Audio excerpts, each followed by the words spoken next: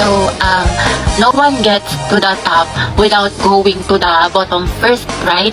Right. So, in time, we should be inclined, sa learner. Magandang araw po sa inyong lahat. Ako po si Barbie ng Group 3. Ang aming presentation po ay tungkol sa, in order to use trigonometric functions, we must first understand how to measure the angles. Although we both, ang nalamit ang rin po, simulat niyo sa isa. Anak, pakilakasan naman ng boses. Hindi ka namin marinig. Mas maingay pa daldalan ng kaklase mo. So, yung photosynthesis po is the process of making... Christian, ano ba? Ang harot mo.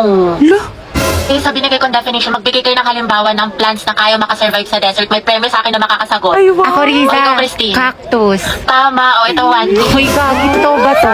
O, sino pa? Ako to. So, yung Yogyakarta principle Ano po, raw? is a Ewan ko, hindi ko marinig. human Tay, tanggalin mo yung right. mask mo. Hindi ka namin maintindihan. Oo nga, tay, hindi naman na-required. Tapos, yung palapi guys, yun yung mga nilalagay sa simula.